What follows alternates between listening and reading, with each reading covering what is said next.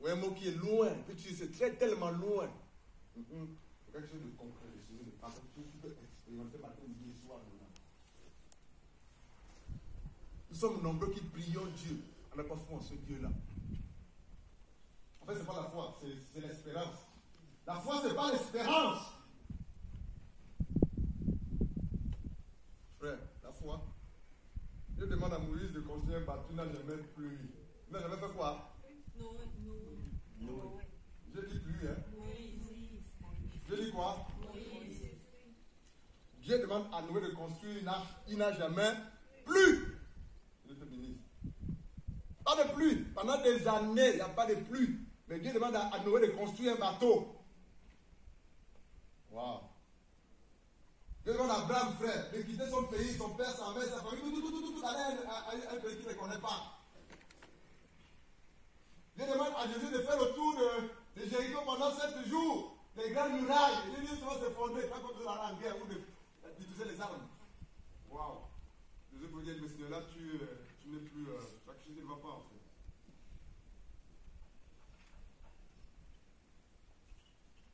Waouh. La foi. La foi. Est-ce que tu as foi? Est-ce que tu as foi en Dieu? Est-ce que tu crois que Dieu peut? Si tu crois que le Dieu, la Bible, c'est le Dieu de l'impossibilité. Est-ce que tu as réellement foi? Dieu, c'est l'espérance. Parce que la foi n'est pas l'espérance, c'est la foi. On l'a vu, la démonstration des choses qu'on ne voit pas. Donc, par la foi, tu peux le montrer ce qu'on ne voit pas, que ça existe réellement. C'est ça veut dire. La démonstration des choses qu'on ne voit pas physiquement. Mais toi, tu peux le montrer au nom de Jésus. La chose existe déjà. C'est ça la foi. La foi, c'est l'acquisition des choses qui sont lointaines. Dans le temps présent, mais au nom de Jésus. C'est ça la foi. Et, merci Saint-Esprit. Lorsque quelqu'un a la foi, lorsqu'une femme a la foi, lorsqu'un homme dans le Seigneur a la foi, il a un langage de foi. Ce qui prouve que tu n'as pas foi, c'est ce qui sort de ta bouche. Je pense que quelqu'un comprend ça. Lorsque quelqu'un a foi en Christ et Jésus, étant dans le Seigneur, ce qui sort de sa bouche prouve qu'il a foi. Ça veut dire, frère. Tu ne peux pas avoir foi en Christ et dire que, ou dire le contraire.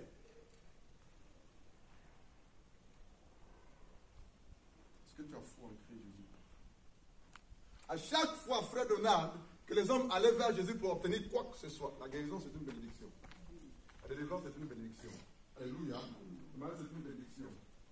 Lorsque les personnes allaient vers Christ, dans la parole, Jésus leur disait toujours cette phrase-là. Qu'il te soit fait selon ta foi.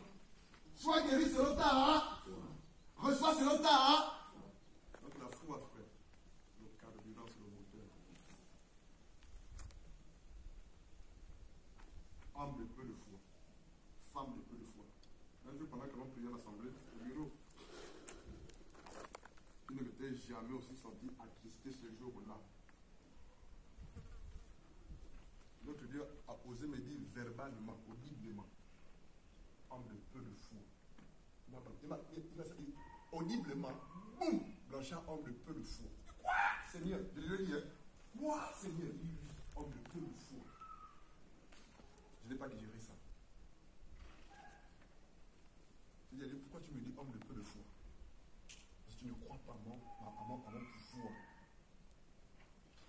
Il m'a balancé ça comme ça. Il y avait des témoins le jour. Je crois que mon épouse était là. Il m'a balancé ça comme ça. Audiblement, homme de peu de foi, Blanchard. Quoi? Tu m'abuses pas avec la foi. Je sais que sans la foi, tu as pas. Sans la foi, tu es désagréable à Dieu. Sans la foi, tu ne peux rien obtenir. Sans la foi, tu ne peux aller nulle part. Le diable a une stratégie énorme, frère. C'est tuer la foi des personnes de Dieu. Si tu tues ta foi, tu as coupé, tu as tout perdu. Parce que si tu n'as pas la foi, tu es désagréable à Dieu. Tu es désagréable, c'est fini. On a encore le temps, non? Je veux parler de la puissance de l'incrédulité. On dit une incrédulité, une incrédulité. On dit comment? Une. C'est vous qui avez fait beaucoup l'école. L'incrédulité est puissante. La puissance de l'incrédulité. Frère, allons-y. Marc chapitre 5.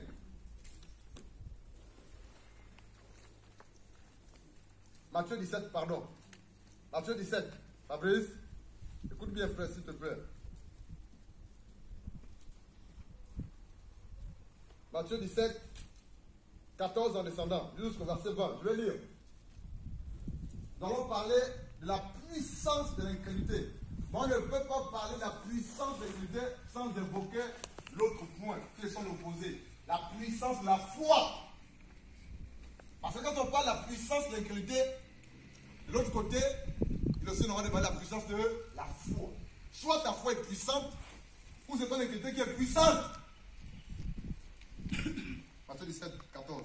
Lorsqu'ils furent à Frère Patrick, d'abord à qui? À ses disciples. Et par extension à nous. Il dit race incrédule. Et il dit race incrédule et pervers. Répondit Jésus, jusqu'à quand serai-je avec vous? Jusqu'à quand vous supporterai-je? Amenez-le-moi ici. Jésus parla sévèrement aux démons qui sortit de lui et l'enfant fut guéri alors même. Alors les disciples s'approchèrent de Jésus et lui dirent, en particulier dans le secret, les disciples n'ont pas osé poser la question à Jésus devant là. Pourquoi? Parce qu'ils avaient échoué. Il est dans le secret, il va voir le maître, il dit, mais dis-nous maître, pourquoi on n'a pas pu chasser ce démon-là? Pourquoi? Frère, c'est l'attitude que on doit avoir. Lorsque quelque chose n'a pas marché, un jour, une fois, un moment, va dans la présence de Dieu, pose-lui la question, Seigneur, pourquoi ça n'a pas marché? Est-ce mon le problème? Tu as compris quelque chose? Pourquoi ça ne marche pas? Pourquoi ça n'a pas marché? Frère, c'est biblique. Frère, c'est la vérité.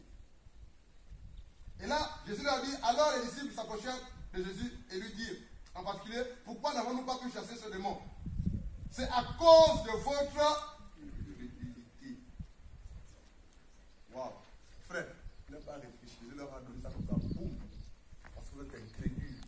Si j'aime ce gars-là, c'est parce que lui, il ne cherche pas à arranger les mots en fait. Alléluia. Il n'arrange pas les mots. Il dit les choses telles qu'elles sont. Pourquoi ça n'a pas pu faire ça? Tu es incrédule.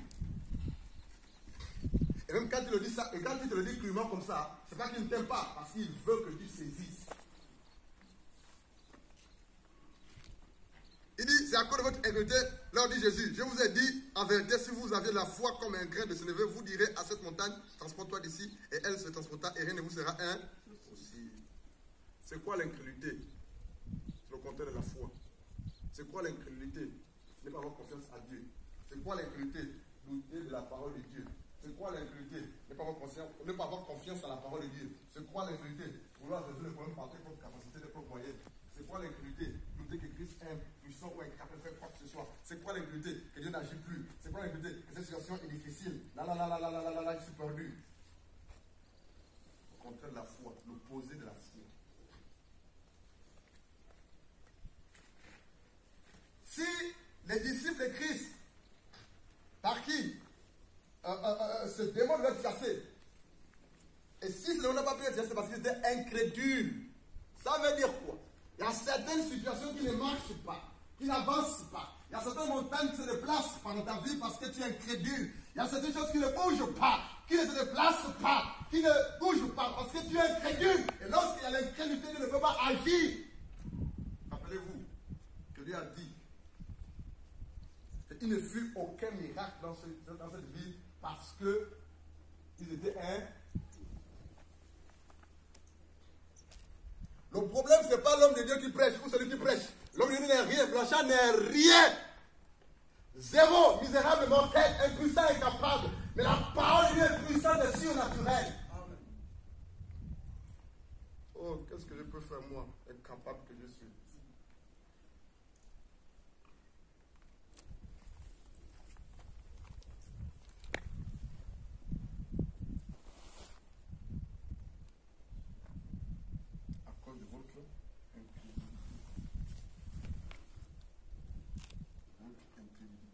Allons-y, Marc chapitre 9. C'est bien dit là-bas encore, le même passage. Certaines situations que Dieu veut que c'est toi qui agis au nom de Jésus. Par la foi. Par la foi. Il veut que tu agisses par la foi. Il veut que tu agisses par la foi. Et il dit, le verset 20, aussitôt que l'enfant vit Jésus, l'esprit, il n'a même pas prié, il n'a même pas touché. Aussitôt que l'enfant vit Jésus, l'esprit l'agita avec violence, et il tomba et se roulait par terre en écumant. Jésus demanda au Père, combien y a-t-il de temps que cela lui arrive? Depuis son enfance, répondit-il. Et souvent l'esprit le jette, l'a jeté dans le feu, dans l'eau, pour le faire périr. Mais si tu peux quelque chose, regarde. Le gars là, il dit à Dieu, si tu peux, quelle insulte. Je ne sais pas si tu as compris ça. Il dit à qui? Si tu, wow, n'ose même pas dans tes prières dire à Jésus, est-ce que tu peux? C'est grave. Parce qu'il dit que tout lui est possible. Et là, Jésus n'a pas raté en fait. Écoute la suite. Jésus lui dit, si tu peux, faut lire. C'est pas faut pas regarder le frère. Faut lire. C'est écrit. Jésus lui dit, si tu peux, point d'exclamation. Ça l'a choqué en fait. Je ne sais pas si vous comprenez ça. Si tu peux. Il y a même le point de suspension, il ne faut plus parler de Jésus. Il était dépassé la phrase du parent. Aussitôt, Jésus lui dit, si tu peux, tout est possible à celui qui croit. Aussitôt, verset 24, le père de l'enfant s'écria, je crois, viens au secours de mon aide. Lui-même, il a compris qu'il n'est que lui.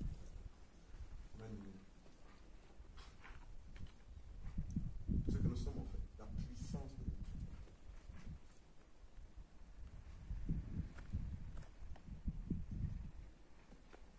Puissance de Dieu.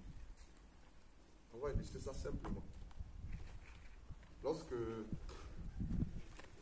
comme il est moi, allons-y, Marc chapitre 5. Sur le point de mourir, c'est à l'extrémité. Et qu'est-ce qui s'est passé? Il a reconnu que Jésus est Dieu, il peut tout faire. Il va vers Jésus, il dit non, viens juste imposer les mains à ma fille parce qu'il voit la puissance de l'imposition des mains. Et il lui dit, viens.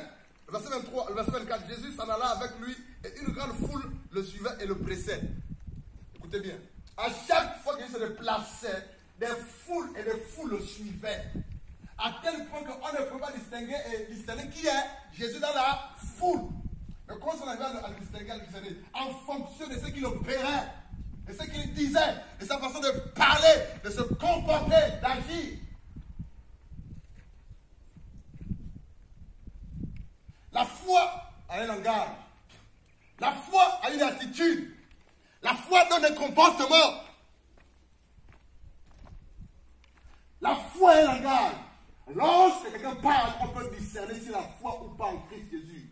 Lorsque quelqu'un se comporte, on peut remarquer la foi ou pas en Christ Jésus. Lorsque quelqu'un a une attitude, on se rend compte si la foi en Christ ou pas. Si tout le temps tu penses que c'est possible, bien, tout sera toujours impossible devant toi. Et j'ai horreur lorsqu'on me parle, lorsqu'on me dit que ce n'est pas possible. J'ai horreur de ça. Ne dites plus jamais que ce n'est pas possible en face de moi. Parce que tout est possible à celui qui croit. Parce qu'un langage négatif tue la foi.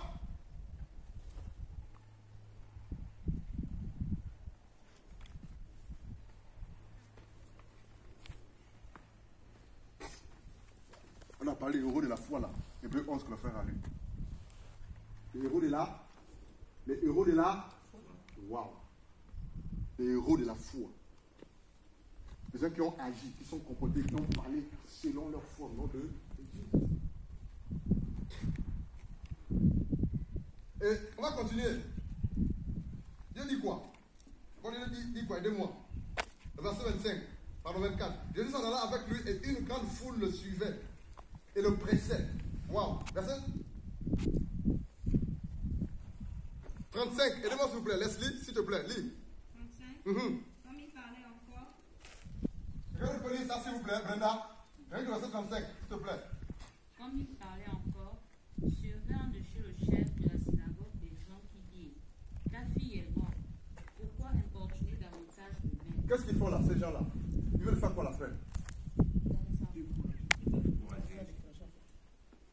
Oh, rien que ces paroles peuvent l'encourager. Je ne sais pas si vous comprenez ça. Donc, les simples paroles peuvent tuer là, peuvent te rendre crédible. On ne s'amuse pas, frère. On ne s'amuse pas. Tout est spirituel.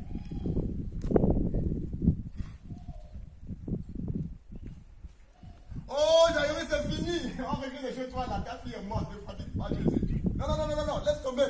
Laisse tomber, oh. Ta fille est morte. Il ne reste plus qu'à la terre, c'est fini. Oh, ne fatigue pas le maître. Il lui a tellement de choses à faire, laisse-le. Oh, Jaïrus, allons à la maison. Qu'est-ce que tu veux lui dire? Question. Si Jaïrus aurait écouté ces paroles, sa fille serait-elle ressuscitée? Non. Fais attention à ce que tu écoutes. Ça me voit tu. Ne sois pas distrait. Mais il y a quelque chose qui s'est passé après. Il y a eu deux paroles. Écoute bien, deux paroles. Voici la première parole sur le verset 35. Lis s'il te plaît, femme, répète, s'il te plaît. Comme il parlait encore, survinrent de chez le chef de la synagogue des gens qui dirent, ta fille est morte. Pourquoi importuner davantage le maître? Prenez le verset 36, s'il te plaît. Mais Jésus, son péché. Arrête-toi là. Mais Jésus, wow, une parole était proclamée. Jésus vient proclamer une parole contraire. Pourquoi faire? Pour tuer cette parole négative. Continue, s'il te plaît, femme. Mais Jésus, sans tenir compte de ces paroles, Sans tenir compte de ces paroles. Frère, n'écoute pas les paroles vaines et inutiles, elles vont tuer ta foi. Tu n'iras nulle part. Continue, femme. dit au chef de la synagogue. Attends. Est-ce que Jésus a dit ça à la foule? Non. C'est la foule qui a dit, oh gars, j'ai vu ce que c'est. Hein? Est-ce que Jésus s'est adressé à la foule? Non. La foule est incrédule. Il ne voulait pas changer la donne de la foule, c'est la foule. Mais c'est Jairus qui avait besoin d'être fortifié, encouragé. Et c'est qu'il a besoin d'écouter cette foi de fortification-là. Qu'est-ce femme? Dit au chef de la synagogue, ne crains pas, toi seulement. Ne crains pas quoi? Quelle nouvelle difficile. Ta fille est morte. Quelqu'un te dit non, mon ami, ne crains pas toi. Mais bon, on t'a dit qu'elle est morte. Mais l'autre te dit, ne crois pas. Ne crains quoi? On a la forte condition de croire facilement aux choses négatives.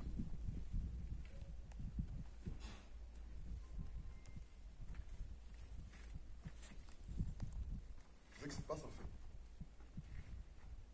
Vous souillez vos oreilles avec quoi? Vous écoutez quoi? Qu'est-ce que vous écoutez? Crois seulement et tu verras la gloire de Dieu. On va continuer. 37. Il est permis à personne de l'accompagner si ce n'est à Pierre, à Jacques et à Jean, frère de Jacques. Il arrivait à la maison du chef de la synagogue. Écoute bien la suite. Où Jésus vit une foule bruyante qui faisait beaucoup de bruit. Oh, c'est normal qu'on n'ait jamais pleure, non? Normalement, ceux qui pleurent viennent juste fatiguer les autres. Il ne pleure pas par amour, après qu'il est mort, il pleure juste pour faire le show. C'est pas ça. Il y en a, ma grand-mère, quand elle pleure, tu as comme l'impression qu'elle chante quoi? Elle pleure tellement bien comme pour nous là, avec les paroles bien là. En fait, tu ne vas là que pour l'écouter pleurer parce qu'elle pleure tellement bien. Et la Bible dit, il arrivait à la maison du chef de la synagogue où Jésus vit une foule bruyante et des gens qui pleuraient et poussaient des grands cris. Écoute bien le verset 36. 38. Il arrivait à la maison du chef de la synagogue, dans la maison, où Jésus vit une foule bruyante, qui faisait le bruit, et des gens qui pleuraient et poussaient des grands cris. Donc pendant qu'ils pleuraient, ils poussaient des cris, ils faisaient du bruit. Verset 39. Il entra et leur dit, pourquoi faites-vous du bruit et pourquoi pleurez-vous? Attendez, c'est normal ou c'est pas normal de pleurer quand quelqu'un est mort? Ça dérange même le Messie. Et il dit par la suite, il entra et leur dit, pourquoi faites-vous du bruit et pourquoi pleurez-vous? L'enfant n'est pas, mais elle, les parents ont bien vu l'enfant mourir. Ils ont vu qu'elle ne respirait plus. Sa peau a changé. Et Jésus vient dire, elle n'est pas morte, elle, il y a quoi le lapider en fait? Maintenant écoutez la réaction des païens. Écoutez maintenant la puissance de l'incrédulité. Dis la suite s'il te plaît. Et ils se moquaient de lui. Ils se moquaient de qui? De Jésus. Mais savez-vous pas que c'est Jésus qui parle? Vous ne peut pas dire non, parce que Jésus ne peut pas passer quelque part sans qu'on le connaisse. Parfois, il passait des signes, des prodiges, des miracles là, accompagnés. Acte 10, ensuite le dit. Il allait de Dieu, faisant du bien. Alléluia. Donc, il savait que c'est Jésus qui parle en fait. Mais Jésus leur dit, elle n'est pas morte, elle vit, elle dort. Ils se sont moqués de lui. Écoute, continue s'il te plaît, sœur. Et il se moquait de lui. Alors, ayant fait sortir tout le monde, il prit avec lui le père et la mère de l'enfant et ceux qui l'avaient accompagné. Pourquoi Jésus a fait sortir ces personnes-là? Il était incrédule. Pourquoi Jésus a fait sortir? Il était incrédule. Et face à l'incrédulité, rien ne peut se faire. Même Jésus-Christ de Nazareth a sorti dans la maison des incrédules pour qu'ils puissent opérer. Les incrédules ou ceux qui parlent de manière incrédule ne peuvent pas voir la gloire de Dieu et faire l'avancement de l'intervention de Dieu. Ils ont tous sorti dehors. Dehors. Seule la mère, le père et les trois disciples, Jacques et Pierre, allons-y à l'intérieur. Une fille, lève-toi. Elle est-elle récitée? Amen ou pas amen? Amen. Amen ou pas amen? Amen. Ils ont dit quoi? Qu'est-ce que la foule a dit? Qu'est-ce que les gens qui venaient de chez Jairus ont dit? Elle est première manifestation de l'incrédulité. Les gens qui viennent de chez Jairus ont dit à Jairus, c'est fini, ne fallait pas le mettre. Deuxième puissance de l'incrédulité. Arrivé là où c'est passé, là où devait se faire la chose, la foule s'est moquée de Jésus. Si Jairus aurait écouté les gens qui sont indéchés pour lui dire ça, il est passé à. Si Jésus n'aurait pas dit le contraire de ce que la foule a dit à Jairus, Jairus est passé à. Une fois dans la maison, si Jairus ou Jésus écoutait la moquerie des uns des autres, la fille ne devait jamais heureux, qu'il te soit fait selon ta foi. Je pense que quelqu'un comprend en fait. Si ça ne te choque pas, ça ne te bouleverse pas, tu vas me comprendre en fait.